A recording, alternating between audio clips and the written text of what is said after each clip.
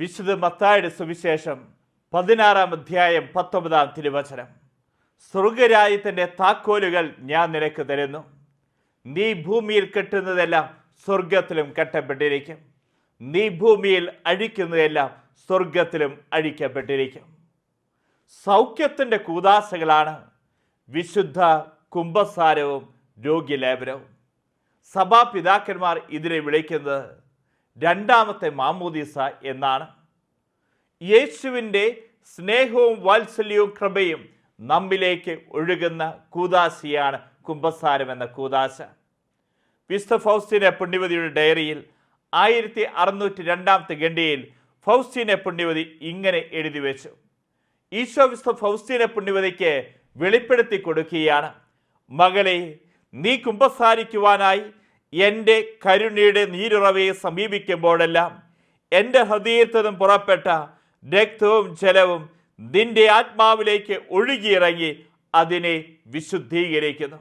നീ കുമ്പസാരിക്കാൻ വേണ്ടി അവിടെ കടന്നു ചെല്ലുമ്പോൾ ഈശോയുടെ ഹൃദയത്തിൽ പൊട്ടിപ്പുറപ്പെടുന്ന രക്തവും ജലവും നിന്റെ ആത്മാവിനെ കഴുകി വിശുദ്ധീകരിക്കുന്നു. ഓരോ പ്രാവശ്യവും നീ കുമ്പസാരിക്കുവാനായി അണയുമ്പോൾ ഏറ്റവും വലിയ ശരണത്തോടെ നിന്നെ തന്നെ എൻ്റെ കരുണയിൽ ആഴപ്പെടുത്തുക. അങ്ങനെ എൻ്റെ കൃപാസമൃദ്ധി നിന്റെ ആത്മാവിലേക്ക് ഞാൻ വർഷിക്കട്ടെ. കുംഭസാരക്കൂടിനെ സമീപിക്കുമ്പോൾ നീ ഒരു കാര്യം ഓർക്കുക: നിനക്ക് വേണ്ടി അതിനുള്ളിൽ കാത്തിരിക്കുന്നത് ഞാൻ തന്നെയാണ്. പുരോഹിതനിൽ ഞാൻ മറഞ്ഞിരിക്കുന്നുവെങ്കിലും നിന്റെ ആത്മാവിൽ പ്രവർത്തിക്കുന്നത് ഞാൻ തന്നെയായിരിക്കും. പുരോഹിതനിൽ ഞാൻ മറഞ്ഞിരിക്കുന്നുണ്ട്, നിന്റെ ആത്മാവിലും ഞാൻ പ്രവർത്തിക്കുന്നുണ്ട്. ഞാൻ കുംഭസാരക്കൂട്ടിലേക്ക് കടന്നു ചെല്ലുമ്പോൾ ഞാൻ കാണേണ്ടത് ആരെയാണ്? അവിടെ വേറെ ആരുമല്ല കാണേണ്ടത്, അവിടെ ക്രിസ്തുവാണ് ആ പുരോഹിതൽ മറഞ്ഞിരിക്കുന്നത്. ഈ ബോധ്യം, ഈ ഉൾക്കാഴ്ച നമുക്കുണ്ടാവണം. ഇവിടെ ആത്മാവിൻ്റെ ദുരിതം ദൈവത്തിൻ്റെ കരുണയെ കണ്ടെത്തുന്നു എന്ന് ഫൗസ്റ്റീന പുണ്യവതി തൻ്റെ ഡയറിയിൽ എഴുതി വച്ചിരിക്കുകയാണ്. വീണ്ടും ഫൗസ്റ്റീന പുണ്യവതിയുടെ ഡയറി 225-ാമത്തെ ഖണ്ഡികയിൽ വീണ്ടും ഫൗസ്റ്റീന പുണ്യവതി പറയുന്നുണ്ട്: ഓരോ കുംഭസാരത്തിലും എൻ്റെ ഹൃദയത്തിൽ അനുതാപമുണർത്തുവാൻ ഞാൻ ഈശോയുടെ പീഡാസഹനത്തെ പറ്റി ധ്യാനിക്കുന്നു. ദൈവാനുഗ്രഹത്താൽ ഇതുവരെ സാധിക്കുന്ന വിധത്തിൽ ശരിയായി അനുദപിക്കാൻ എനിക്ക് കഴിഞ്ഞിട്ടുണ്ട്. അനുദപിക്കുവാൻ വേണ്ടി ഞാൻ കൂടുതൽ സമയം മാറ്റിവെക്കുന്നു. ഓടിച്ചെന്ന് കുമ്പസാരിക്കുകയല്ല ചെയ്യുക, അനുതാപത്തോടുകൂടെ ഞാൻ കുംഭസാരക്കൂടിനെ സമീപിക്കുകയാണ് ചെയ്യുന്നത്. കുംഭസാരക്കൂടിനെ സമീപിക്കുന്നതിന് മുമ്പായി എൻ്റെ രക്ഷകൻ്റെ വിശാലവും കരുണാതുരവുമായ ഹൃദയത്തിൽ ഞാൻ പ്രവേശിക്കുന്നു. കുംഭസാരം കഴിഞ്ഞു വരുമ്പോൾ വിസ്മയകരവും അഗ്രാഹ്യവുമായ കരുണയുടെ അത്ഭുതം എൻ്റെ ആത്മാവിൽ പ്രവർത്തിച്ചതിന് ഞാൻ പരിശുദ്ധ ത്രിത്വത്തിന് നന്ദി അർപ്പിക്കുന്നു. എൻ്റെ ആത്മാവ് എത്രമാത്രം ദുരിതപ്പെട്ടിരിക്കുന്നുവോ അത്രമാത്രം ദൈവകരുണയുടെ കടലിൽ എന്നെ ആവരണം ചെയ്ത് ബലവും ശക്തിയും ലഭിച്ചതായി എനിക്ക് അനുഭവപ്പെടുന്നു. വിശുദ്ധ ഫൗസ്റ്റീന പുണ്യവതി തൻ്റെ ഡയറിയിൽ എഴുതി വച്ചിരിക്കുകയാണ്: ഒരു വ്യക്തി കുമ്പസാരിക്കാനായി പോകുമ്പോൾ ആഴമായ അനുതാപത്തോടുകൂടെ വേണം കുംഭസാരക്കൂടിനെ സമീപിക്കാൻ എന്ന് വിശുദ്ധ ഫൗസ്റ്റീന പുണ്യവതി പറഞ്ഞു തരികയാണ്. ഈ കുംഭസാരത്തിന് വേണ്ടി ആഴമായ അനുതാപം ലഭിക്കുവാൻ വേണ്ടി ഫൗസ്റ്റീന പുണ്യവതി എന്താണ് ചെയ്തുകൊണ്ടിരുന്നത്? ക്രൂശിതനായ യേശുവിനെ അവൾ ധ്യാനിച്ചിരുന്നു. ആഴമായ അനുതാപത്തോടു കൂടിയാണ് കുംഭസാരത്തിന് അവൾ കുംഭസാരക്കൂട്ടിലേക്ക് കടന്നിയെന്ന്. നമുക്കറിയാം, ഒരു കൂദാശയായിത്തീരുന്നത് എന്ത് ചെയ്യണം? 7 കൂദാശകൾ നമുക്കറിയാം: മാമോദീസ, സ്ഥൈലേപനം, കുർബാന, കുംഭസാരം, രോഗിലേപനം, തിരുപ്പട്ടം, വിവാഹം. എന്നാൽ ഒരു കൂദാശയായി തീരാൻ 3 കാര്യങ്ങൾ ഉണ്ടാകണം. ഒന്നാമത്തെ കാര്യം പദാർത്ഥം, 2 പ്രാർത്ഥന, 3 വരപ്രസാദം. ഇവ 3 കൂടിയാൽ മാത്രമേ ഒരു കൂദാശയായി തീരുകയുള്ളൂ. പദാർത്ഥം, പ്രാർത്ഥന, വരപ്രസാദം. എങ്കിൽ എന്താണ് മാമോദീസ എന്ന് പറയുന്ന കൂദാശയുടെ പദാർത്ഥം? മാമോദീസ ആരും ചിന്തിക്കരുത് കുഞ്ഞാണ് മാമോദീസയുടെ പദാർത്ഥമെന്ന്. കുഞ്ഞല്ല പ്രിയപ്പെട്ടവരെ മാമോദീസ ഈ കൂദാശയുടെ പദാർത്ഥം. മറിച്ച് വെള്ളം മസ്റ്റായിട്ട് അവിടെ ഉണ്ടാവണം. അവിടെ വെള്ളം എടുത്ത് ആ ജലമെടുത്ത് അച്ഛൻ വിശുദ്ധീകരിക്കുന്നുണ്ട്.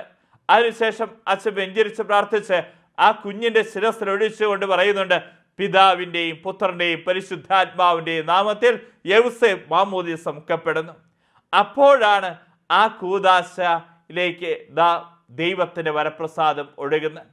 അവിടെ പദാർത്ഥം എന്താണ്? പദാർത്ഥം വെള്ളമാണ്. അതിനുശേഷം പ്രാർത്ഥിക്കുന്ന വൈദികൻ, പിതാവിൻ്റെയും പുത്രന്റെയും പരിശുദ്ധാത്മാവിൻ്റെയും നാമത്തിൽ അന്തോണിക്കുട്ടി മാമോദീസ മുക്കപ്പെടുന്നു. അത് പ്രാർത്ഥനയാണ്. അപ്പോഴാണ് ദൈവത്തിന്റെ വരപ്രസാദം മാമോദീസ എന്ന് പറയുന്ന കൂദാശയിലേക്ക് ഒഴുകുന്നത്. എങ്കിൽ അടുത്തൊരു കൂദാശയെടുത്ത് വിശുദ്ധ കുർബാന. വിശുദ്ധ കുർബാനയിൽ എന്താണ് പദാർത്ഥം? പദാർത്ഥം അച്ഛനല്ല, പിന്നെ എന്തായിരിക്കും പദാർത്ഥം? അവിടെ മസ്റ്റായിട്ടുണ്ടാവണം. അവിടെ വീഞ്ഞും വെള്ളം ഉണ്ടായിരിക്കണം. അതുപോലെ ഗോതമ്പപ്പം അവിടെ ഉണ്ടായിരിക്കണം. ഇത് മസ്റ്റായിട്ടുണ്ടാവണം. എങ്കിലാണ് ആ കൂദാശയായി തീരുകയുള്ളൂ. എങ്കിൽ അവിടെ വൈദികൻ വിശുദ്ധ കുർബാനയുടെ സമയത്ത് കൂദാശ വചനങ്ങൾ ഉച്ചരിക്കുന്നു. റൂഹാഷണ പ്രാർത്ഥനയിൽ പ്രാർത്ഥിക്കുന്നു, കർത്താവേ നിന്റെ പരിശുദ്ധാത്മാവ് എഴുന്നള്ളി വരട്ടെ എന്ന് അച്ഛൻ പ്രാർത്ഥിക്കുന്നു. പ്രിയപ്പെട്ടവരെ, ആ സമയം ഈ വിശുദ്ധ കുർബാനയിലേക്ക് ദൈവത്തിൻ്റെ വരപ്രസാദം ഇറങ്ങി വരികയാണ് ചെയ്യുന്നത്. അങ്ങനെയാണ് വിശുദ്ധ കുർബാന വിശുദ്ധ കുർബാനയായി തീരുന്നത്. ഗോതമ്പപ്പം യേശുവിൻ്റെ ശരീരമായി മാറുന്നത്. അതുപോലെ തന്നെ ഈ മുന്തിരിച്ചാറ് യേശുവിൻ്റെ തിരുരക്തമായി മാറുന്നത്. കണ്ടോ പ്രിയപ്പെട്ടവരെ, മാമോദീസായിൽ പദാർത്ഥം എന്താണ്, പ്രാർത്ഥന എന്താണ്, വരപ്രസാദം എന്താണെന്ന് മനസ്സിലാക്കി. വിശുദ്ധ കുർബാനയിലും പദാർത്ഥം എന്താണ്, പ്രാർത്ഥന എന്താണ്, വരപ്രസാദം എന്താണെന്ന് മനസ്സിലാക്കി.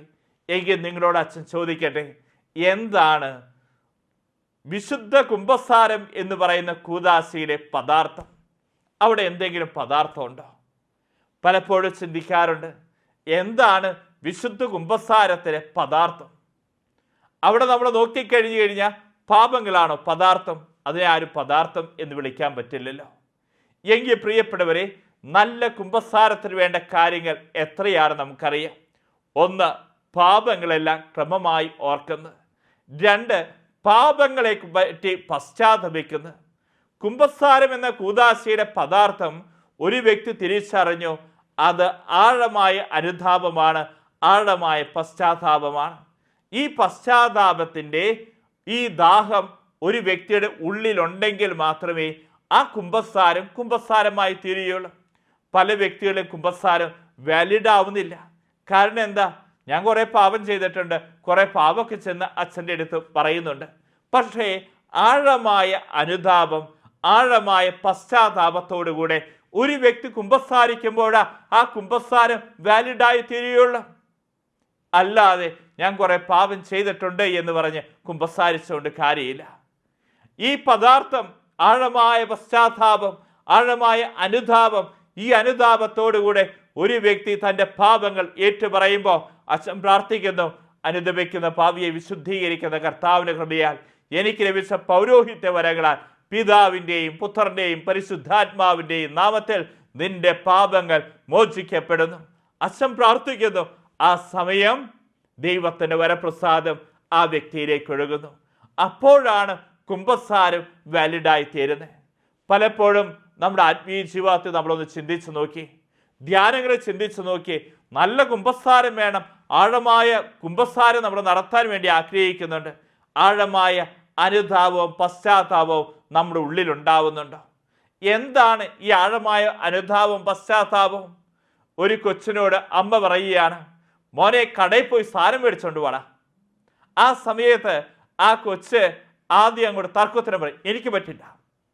അത് ഇനി കുറച്ച് കഴിയുമ്പോൾ ഈ കൊച്ചു ചിന്തിക്കുക, ഞാൻ അമ്മയോട് പറഞ്ഞത് തെറ്റായി പോയില്ലേ, എനിക്ക് ചെയ്യാമായിരുന്നില്ലേ. ആ കൊച്ചിൻ്റെ ഉള്ളിൽ ഒരു വേദന. ഇതാണ് പശ്ചാത്താപം. ഇതേപോലെ തന്നെ ഞാൻ ചെയ്ത ഓരോ പാപത്തെയും ഓർത്ത് എൻ്റെ ഉള്ളിൽ വേദന ഉണ്ടാവണം. ആ പശ്ചാത്താപത്തോടുകൂടെ വേണം ഒരു വ്യക്തി കുമ്പസാരക്കൂട്ടിലേക്ക് കടന്നു ചെല്ലുവാൻ വേണ്ടി. ഇനി ഞാനൊരു പാപം ചെയ്യില്ല എന്ന് ദൃഢമായി പ്രതിജ്ഞ ചെയ്തുകൊണ്ട് വേണം ഒരു വ്യക്തി കുമ്പസാരക്കൂട്ടിനെ സമീപിക്കുവാൻ വേണ്ടി. അടുത്ത കാലത്ത് വിശുദ്ധഗണത്തിലേക്ക് ഉയർത്തിയ വ്യക്തിയാണ് കാർഡിനൽ ന്യൂമാൻ. കാർഡിനൽ ന്യൂമാൻ എങ്ങനെയാണ് കത്തോലിക്ക സഭയിലേക്ക് വന്നത്? അതിനെക്കുറിച്ച് ഒരു ചരിത്രം പറയുന്നുണ്ട്. ഒരു ദിവസം ആംഗ്ലിക്കൻ വൈദികനായ ന്യൂമാൻ അച്ഛൻ ഒരു കത്തോലിക്ക ദേവാലയത്തിന് മുമ്പിൽ നിൽക്കുകയാണ്. ന്യൂമാൻ അച്ഛൻ്റെ പ്രത്യേകത നല്ല വിദ്യാഭ്യാസമുണ്ട്. ഓക്സ്ഫോർഡ് യൂണിവേഴ്സിറ്റിയുടെ പ്രൊഫസറാണ്. ഓരോ മാസവും 4000 പൗണ്ട് ശമ്പളം വാങ്ങിയിരുന്ന വ്യക്തിയാണ്. എന്നാൽ ഒരു കത്തോലിക്ക ദേവാലയത്തിന് മുമ്പിൽ നിൽക്കുമ്പോൾ അദ്ദേഹം കാണുകയാണ് കലങ്ങിയ കണ്ണുകളുമായി, വളരെ വിവശനായി, മുഖത്തൊക്കെ നോക്കിക്കഴിഞ്ഞാൽ ഒരുപാട് ഭാരമുണ്ട് ഒരു വ്യക്തി, ഒരു യുവാവ് ദേവാലയത്തിനകത്തേക്ക് കയറി പോവുകയാണ്. ഇതിന് ശേഷം ഈ യുവാവ് ഒരു 4-5 മിനിറ്റ് കഴിഞ്ഞ് ദേവാലയത്തിൻ്റെ അകത്തുനിന്ന് പുറത്തേക്ക് ഇതാ വരുന്നു. ആ സമയത്ത് ന്യൂമാൻ അച്ഛൻ കാണുകയാണ് കലങ്ങിയ കണ്ണുകളുമായി, വലിയ ഭാരവുമായി, വലിയ ദുഃഖവും പേറി ഒരു വ്യക്തി ഉള്ളിലേക്ക് കയറിപ്പോയതാ. 5 മിനിറ്റ് കഴിഞ്ഞ് പുറത്തേക്ക് ഇറങ്ങി വന്നപ്പോൾ അവൻ്റെ മുഖത്ത് വലിയ പ്രകാശമുണ്ട്, ഒരു ശാന്തതയുണ്ട്, സമാധാനമുണ്ട്, സന്തോഷമുണ്ട്. ഈ സമയം കൗതുകത്തോടുകൂടെ ആംഗ്ലിക്കൻ വൈദികനായ ന്യൂമാൻ അച്ഛൻ അദ്ദേഹത്തോട് ചോദിച്ചു, എന്താണ് ദേവാലയത്തിൽ പോയി ചെയ്തത്? ഞാൻ കയറിപ്പോകുന്നത് ശ്രദ്ധിച്ചിരുന്നു മോനെ, നിന്റെ മുഖത്ത് ഒരുപാട് ഭാരവും ദുഃഖമൊക്കെ ഞാൻ കണ്ടിരുന്നു. പക്ഷേ ചുരുങ്ങിയ സമയം കൊണ്ട് എന്താണ് നിന്നിൽ സംഭവിച്ചത്? ആ സമയത്ത് ആ യുവാവ് പറയുകയാണ്, ഞാൻ ദേവാലയത്തിൽ കുമ്പസാരക്കൂട്ടിലേക്ക് കടന്നിയെന്ന്. അവിടെ ഒരു വൈദികന്റെ മുമ്പിൽ എൻ്റെ പാപങ്ങൾ ഞാൻ ഓരോന്നായി ഞാൻ ഏറ്റുപറഞ്ഞു. ഞാൻ ഓരോ പാപം പറഞ്ഞു കഴിഞ്ഞപ്പോഴും ഈശോയുടെ തിരുവിലാവിൽ നിന്നൊഴുകുന്ന തിരുരക്തം കൊണ്ട് എൻ്റെ പാപങ്ങൾ കഴുകി വിശുദ്ധീകരിച്ചു. വൈദികൻ എനിക്ക് ആശീർവാദം തന്നു, നിന്റെ പാപങ്ങൾ മോചിക്കപ്പെട്ടിരിക്കുന്നു എന്ന്. ഞാൻ സ്വതന്ത്രനായി, ഞാൻ സ്വാതന്ത്ര്യത്തോടുകൂടെ ഇതാ പുറത്തേക്ക് വരുന്നു. ഇതാണ് ആ യുവാവിൽ സംഭവിച്ച മാറ്റം. ഇത് കണ്ടു കഴിഞ്ഞപ്പം ആംഗ്ലിക്കൻ വൈദികൻ, ഓക്സ്ഫോർഡ് യൂണിവേഴ്സിറ്റിയിലെ പ്രൊഫസർ, ഓരോ മാസവും 4000 പൗണ്ട് ശമ്പളം വാങ്ങിയിരുന്ന വ്യക്തി, ഈ യുവാവ്, ഈ ആംഗ്ലിക്കൻ വൈദികനായ ന്യൂമാൻ അച്ഛൻ അന്ന് തീരുമാനമെടുക്കുക, എനിക്ക് കത്തോലിക്ക സഭയിലേക്കൊന്ന് വരണം. എന്തിനു വേണ്ടി? ഒന്ന് കുമ്പസാരിക്കാൻ. ഒന്ന് കുമ്പസാരിച്ച് കഴിയുമ്പോൾ എന്തൊരു ആശ്വാസ, എന്തൊരു സൗഖ്യ, എന്തൊരു സന്തോഷ, എന്തൊരു സമാധാനം. എൻ്റെ പാപങ്ങൾ ഓരോന്നായി ഞാൻ ഏറ്റുപറയുമ്പോൾ. പ്രിയപ്പെട്ടവരെ, പലപ്പോഴും യുവജനങ്ങളെ ധ്യാനിപ്പിക്കുമ്പോൾ അവരെന്നോട് ചോദിക്കുന്നൊരു ചോദ്യമുണ്ട്, അച്ഛാ, മറ്റു മതങ്ങളൊന്ന് നോക്കിയേ, നമ്മൾ മാത്രമല്ലേ പോയി അച്ഛന്മാരുടെ അടുത്ത് പോയി പാപങ്ങളൊക്കെ ഏറ്റുപറയുന്ന എല്ലാം വെളിപ്പെടുത്തുന്നത്? മറ്റു മതങ്ങൾ അവരാരെങ്കിലും അവരുടെ സഭയിലെ അച്ഛന്മാരുടെ അടുത്തോ അല്ലെങ്കിൽ അവരുടെ മതത്തിലെ പുരോഹിതരുടെ അടുത്തോ പോയി അവർ ചെയ്ത കാര്യങ്ങൾ മുഴുവൻ വിളിച്ചു പറയുന്നുണ്ടോ? എന്തിനാണ് കത്തോലിക്ക സഭയിൽ നമ്മൾ പുരോഹിതരുടെ അടുക്കൽ പോയി പാപങ്ങൾ ഏറ്റുപറയുന്നത്? ഞാൻ അവരോട് ചോദിക്കുന്നൊരു ചോദ്യമുണ്ട്, യേശുവിന് പാപം മോചിക്കാൻ അധികാരമുണ്ടോ? ആ സമയത്ത് യൂത്ത് എന്നോട് പറയും, അച്ഛാ, യേശു തളർവാദ രോഗിയോട് പറഞ്ഞു, നിന്റെ പാപങ്ങൾ ക്ഷമിക്കപ്പെട്ടിരിക്കുന്നു, നിന്റെ പാപങ്ങൾ ക്ഷമിക്കപ്പെട്ടിരിക്കുന്നു. കണ്ടോ, യേശുവിന് പാപം മോചിക്കാൻ അധികാരമുണ്ട്. എന്നാൽ പ്രിയപ്പെട്ടവരെ, യേശു ഈ പാപം മോചിക്കാൻ അധികാരം തൻ്റെ ശിഷ്യന്മാർക്ക് കൈമാറുന്നത് കാണാൻ സാധിക്കും. നമ്മൾ വചനം കാണുക, മത്തായിയുടെ സുവിശേഷം 16-ാം അധ്യായം 19-ാം തിരുവചനത്തിൽ ഇങ്ങനെയാണ് വചനം പറയുന്നത്, സ്വർഗരാജ്യത്തിന്റെ താക്കോലുകൾ നിനക്ക് ഞാൻ തരും. നീ ഭൂമിയിൽ കെട്ടുന്നതെല്ലാം സ്വർഗത്തിലും കെട്ടപ്പെട്ടിരിക്കും, നീ ഭൂമിയിൽ അഴിക്കുന്നതെല്ലാം സ്വർഗത്തിലും അഴിക്കപ്പെട്ടിരിക്കും. കെട്ടാനും അഴിക്കാനും പാപം മോചിക്കാനും പാപം ബന്ധിക്കുവാനുള്ള അധികാരം യേശു തൻ്റെ ശിഷ്യന്മാർക്ക് കൈമാറുക. യേശു ഇത് പറയുമ്പോൾ ആ സ്ഥലത്തിൻ്റെ കോണ്ടസ്റ്റ് നമുക്ക് മനസ്സിലാക്കണം. കാസ്രിയ ഫിലിപ്പി ദേശങ്ങളിലൂടെ കടന്നു പോകുമ്പോഴാണ് യേശു ശിഷ്യന്മാരോട് പറയുന്നത്, സ്വർഗരാജ്യത്തിന്റെ താക്കോലുകൾ ഞാൻ നിനക്ക് തരുന്നു, നീ ഭൂമിയിൽ കെട്ടുന്നതെല്ലാം സ്വർഗത്തിലും കെട്ടപ്പെട്ടിരിക്കും, ഭൂമിയിൽ അഴിക്കുന്നതെല്ലാം സ്വർഗത്തിലും അഴിക്കപ്പെട്ടിരിക്കും. കെട്ടാനും അഴിക്കാനും പാപം മോചിക്കാനും പാപം ബന്ധിക്കുവാനുള്ള അധികാരം യേശു തൻ്റെ ശിഷ്യന്മാർക്ക് കൈമാറുക. ഒരുപാട് വിഗ്രഹാരാധനയും ആഭിചാര പ്രവർത്തനങ്ങളും എല്ലാം നടമാടിയിരുന്ന ഒരു ദേശത്ത് നിന്നുകൊണ്ട് യേശു ശിഷ്യന്മാർക്ക് ഈ അധികാരം കൊടുക്കുന്നത് വീണ്ടും കാണാൻ സാധിക്കും. ഉദ്ധിതനായ യേശു, മരിച്ച് 3-ാം ദിവസം ഉദ്ധാരം ചെയ്ത യേശു ശിഷ്യന്മാർക്ക് പ്രത്യക്ഷപ്പെട്ടു. ഇതിന് ശേഷം ശിഷ്യന്മാർക്ക് കൊടുക്കുന്ന ഏറ്റവും ആദ്യത്തെ അധികാരം എന്താണ്? ശ്രദ്ധിച്ചിട്ടുണ്ടോ? നമുക്ക് കാണാൻ സാധിക്കും, യോഹന്നാന്റെ സുവിശേഷം 20-ാം അധ്യായം 21 മുതൽ തിരുവചനങ്ങൾ. യേശു വീണ്ടും അവരോട് പറഞ്ഞു, നിങ്ങൾക്ക് സമാധാനം. പിതാവ് എന്നെ അയച്ചതുപോലെ ഞാനും നിങ്ങളെ അയക്കുന്നു. ഇത് പറഞ്ഞിട്ട് അവരുടെ മേൽ നിശ്വസിച്ചുകൊണ്ട് അവരോട് അരുൾ ചെയ്തു, നിങ്ങൾ പരിശുദ്ധാത്മാവിനെ സ്വീകരിക്കുവിൻ. നിങ്ങൾ ആരുടെ പാപങ്ങൾ ക്ഷമിക്കുന്നുവോ അവ ക്ഷമിക്കപ്പെട്ടിരിക്കും. നിങ്ങൾ ആരുടെ പാപങ്ങൾ ബന്ധിക്കുന്നുവോ അവ ബന്ധിക്കപ്പെട്ടിരിക്കും. നിങ്ങൾ ആരുടെ പാപങ്ങൾ ക്ഷമിക്കുന്നുവോ അവ ക്ഷമിക്കപ്പെട്ടിരിക്കും. നിങ്ങൾ ആരുടെ പാപങ്ങൾ ബന്ധിക്കുന്നുവോ അവ ബന്ധിക്കപ്പെട്ടിരിക്കും. കണ്ടോ പ്രിയപ്പെട്ടവരെ, യേശുവിന് അധികാരമുണ്ടായിരുന്നു. യേശു ഉദ്ധാനം ചെയ്ത് ഏറ്റവും ആദ്യം ശിഷ്യന്മാർക്ക് സമാധാനമൊക്കെ ആശംസിച്ചതിന് ശേഷം ഏറ്റവും ആദ്യം അവർക്ക് കൊടുത്തിരിക്കുന്ന കൽപ്പനയാണ് പാപം മോചിക്കാനും പാപം ബന്ധിക്കുവാനുമുള്ള അധികാരം. എങ്കിൽ പ്രിയപ്പെട്ടവരെ, യേശുവിന് അധികാരമുണ്ടായിരുന്നു. യേശുവിൻ്റെ ശിഷ്യന്മാർക്ക് ഈ അധികാരമുണ്ട്. എന്നാൽ ഈ ശിഷ്യന്മാരിലൂടെ സഭയിലേക്ക് ഈ അധികാരം കൈമാറി. സഭയെ കാണാൻ സാധിക്കും, വൈദികർ, മെത്രാന്മാർ, മാർപ്പാപ്പ ഇന്ന് ഈ അധികാരം പാപം മോചിക്കുവാനും പാപം ബന്ധിക്കുവാനുള്ള അധികാരം അവരിൽ ഇന്ന് സഭ കൊടുത്തിരിക്കുകയാണ്. അതുകൊണ്ട് തന്നെ എൻ്റെ പൗരോഹിത്യ ജീവിതത്തിൽ ഞാൻ പറയും, എനിക്ക് ഏറ്റവും പ്രിയപ്പെട്ട ഒരു കൂദാശിയ ഈ സൗഖ്യത്തിൻ്റെ കൂദാശിയായ വിശുദ്ധ കുമ്പസാരം. മണിക്കൂറോളം കുമ്പസാരക്കൂട്ടിൽ ഇരുന്ന് തൻ്റെ മുമ്പിലേക്ക് വരുന്ന പാപിയായ മനുഷ്യരെ അവന് ലഭിച്ച പൗരോഹിത്യ അധികാരത്താൽ അവൻ്റെ പാപം മോചിക്കുമ്പോൾ അവൻ്റെ ആത്മാവിലേക്ക് ദൈവത്തിൻ്റെ വരപ്രസാദം കുത്തി നിറച്ചു കൊടുക്കുക. ഓരോ വൈദികനും ചെയ്യുന്ന ശ്രേഷ്ഠമായ ശുശ്രൂഷയാണ് വിശുദ്ധ കുമ്പസാരം എന്നുള്ളത്. പാപങ്ങൾ ഏറ്റുപറയുമ്പോൾ എന്തൊരാശ്വാസ, എന്തൊരു സൗഖ്യ. ധ്യാന കേന്ദ്രങ്ങളിൽ രോഗശാന്തികളും അത്ഭുതങ്ങളും ഞാൻ കണ്ടിട്ടുണ്ട്. എന്നാൽ ഈ അത്ഭുതങ്ങളും രോഗശാന്തികളും സംഭവിക്കുന്ന എപ്പോഴാണ്? ധ്യാനത്തിന് വന്ന് ഒന്നാമത്തെ ദിവസമോ രണ്ടാമത്തെ ദിവസമോ ഒന്നുമല്ല, മറിച്ച് കുമ്പസാരം എന്ന കൂദാശ കഴിഞ്ഞ് തുടർന്ന് നടക്കുന്ന ശുശ്രൂഷകളുടെ സമയത്താണ്. കാരണം നിങ്ങളെ തന്നെ വിശുദ്ധീകരിക്കുക. നാളെ നിങ്ങളുടെ ജീവിതത്തിൽ അത്ഭുതങ്ങൾ പ്രവർത്തിക്കും. നമ്മുടെ ജീവിതത്തിൽ അത്ഭുതങ്ങൾ പ്രവർത്തിക്കും എന്നുള്ളതാണ്. എന്നാൽ ഒരു നല്ല കുമ്പസാരം നടത്താൻ എങ്ങനെയാണ് ഒരു ദൈവ പൈതൽ ശ്രമിക്കേണ്ടത്? ഞാനും നിങ്ങളുമെല്ലാം കുമ്പസാരക്കൂട്ടിലേക്ക് കടന്നു ചെല്ലുമ്പോൾ അവിടെ കാത്തിരിക്കുന്ന ആരാണ്? ഓർക്കുക പ്രിയപ്പെട്ടവരെ, നമുക്കറിയാം കുമ്പസാരക്കൂട്ടിൽ കാത്തിരിക്കുന്ന യേശുവാണ് എന്ന്. എന്നാൽ പലപ്പോഴും നമ്മുടെ ഉള്ളിൻ്റെ ഉള്ളിലേക്ക് പിശാച് ഇങ്ങനൊരു ചിന്ത തരും, ആയിരിക്കുന്ന അച്ഛൻ ആരാണെന്ന് നോക്കി. നമ്മൾ നോക്കിക്കഴിയുമ്പോൾ കാണുകയാണ്, നമ്മളെ അറിയുന്ന, നമ്മുടെ കുടുംബത്തെ അറിയുന്ന, നമ്മുടെ സകല ചരിത്രവും അറിയുന്ന അച്ഛനാണ് ആ കുമ്പസാരക്കൂട്ടിലിരിക്കുന്നത്. അപ്പൊ പിശാച് അടുത്ത ചിന്ത നിന്റെ ഉള്ളിലേക്ക് തരും. നോക്കിയേ, ഉള്ള കാര്യം ഉള്ളതുപോലെ വിളിച്ചു പറഞ്ഞ നിന്നെക്കുറിച്ച് എന്തായിരിക്കും അച്ഛൻ ചിന്തിക്കുക? അടുത്ത ആഴ്ച അച്ഛനെ കാണുമ്പോൾ ഈശോ മിശിഹായ്ക്ക് സ്തുതിയായിരിക്കട്ടെ എന്ന് പറഞ്ഞുകൊണ്ട് നീ അച്ഛൻ്റെ അടുത്തേക്ക് ചെല്ലും. അച്ഛൻ നിന്നെക്കുറിച്ച് ചിന്തിക്കുകയോ കാട്ടുകള്ളി ഉള്ള മുഴുവൻ ചെയ്തിട്ട് വന്നേക്കുകയാണെന്ന്. ഈ ചിന്ത നമുക്ക് തരുന്ന പിശാച.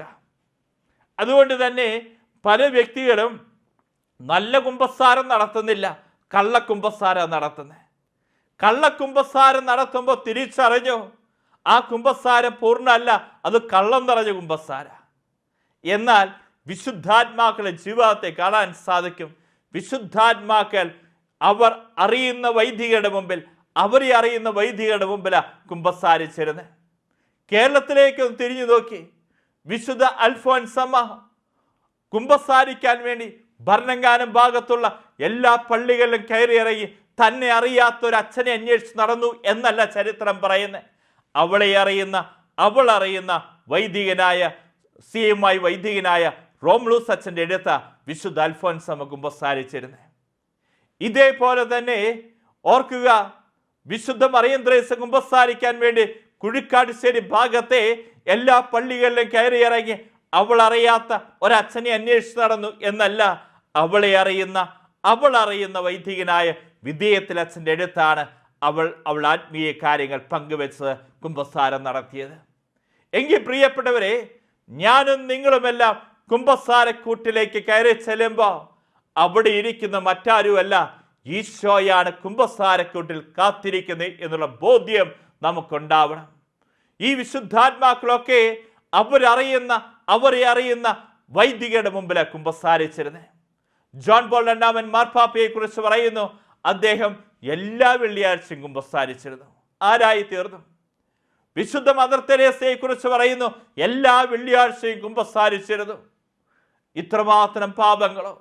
പ്രിയപ്പെട്ടവരെ, ഓരോ നിമിഷവും നമ്മൾ ഓർക്കേണ്ടതാ, കൊച്ചു കൊച്ചു പാപങ്ങൾ പോലും ഏറ്റുപറഞ്ഞ് കുമ്പസാരിക്കുമ്പോൾ എത്രയോ കൃപയാണ് നമ്മുടെ ഓരോരുത്തരെയും ജീവിതത്തിലേക്ക് ഒഴുകുന്നത്. നമ്മൾ ഓർക്കുക, നമ്മുടെ വസ്ത്രം, ഭക്ഷണം എടുക്കുന്ന സമയത്ത് ആ ഭക്ഷണം എടുക്കുമ്പോൾ ആ ഭക്ഷണത്തിൽ നിന്ന് ആ ചാറായിക്കൊള്ളട്ടെ എന്തായിക്കൊള്ളട്ടെ നമ്മുടെ ദേഹത്തേക്ക് വീണു. നമുക്കത് വീണുവെങ്കിൽ നമുക്കത് വിഷമമുണ്ട്. എന്നാൽ നമ്മൾ ഇങ്ങനെ ചിന്തിക്കുക, ഈ വസ്ത്രം ഇടാൻ തുടങ്ങിയിട്ട് 2 ആഴ്ചയായി, അലക്കാറില്ലാത്തൊരു വസ്ത്രമാണ്, അലക്കാതെ ഇങ്ങനെ ഇട്ടുകൊണ്ട് നടക്കുക. ആ സമയത്താണ് ഭക്ഷണം എടുത്തുകൊണ്ടിരിക്കുന്നത്. ആ ഭക്ഷണം എടുത്തുകൊണ്ടിരിക്കുമ്പോൾ സാമ്പാർ നമ്മുടെ ദേഹത്തേക്ക് വീണു എന്ന് വിചാരിക്കുക. നമുക്ക് വലിയ വിഷമം ഉണ്ടാവുമോ? ഒരു കുഴപ്പമില്ല, സാമ്പാർ മുഴുവൻ വീണാലും പ്രശ്നമില്ല. കാരണം 2 ആഴ്ചയായി എൻ്റെ വസ്ത്രം ഒന്ന് അലക്കിയിട്ട്. എന്നാൽ ഈ ദൈവ പൈതൽ ഇന്ന് രാവിലെ എടുത്ത് ധരിച്ചിരിക്കുന്ന, ബ്രേക്ക്ഫാസ്റ്റ് കഴിക്കാൻ വേണ്ടി വന്നപ്പോൾ ഇഡ്ഡലി സാമ്പാറായിരുന്നു. ഈ സാമ്പാർ എടുത്തപ്പോൾ സാമ്പാറിൻ്റെ 2 തുള്ളി ദേഹത്തേക്ക് വീണിരിക്കുക. നമുക്ക് വിഷമമുണ്ടോ? വിഷമമുണ്ട്. കാരണം എന്താ? 2 ദിവസമായിട്ടുള്ളൂ, അല്ലെങ്കിൽ ഇന്ന് എടുത്തിട്ടുള്ളൂ.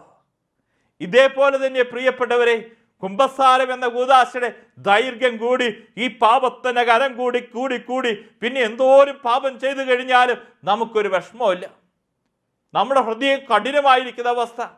എന്നാൽ അടുത്തടുത്ത് കുമ്പസാരിക്കുമ്പോൾ എത്രയോ കൃപയാണ് നമ്മിലേക്ക് ഒഴുകുന്നത്.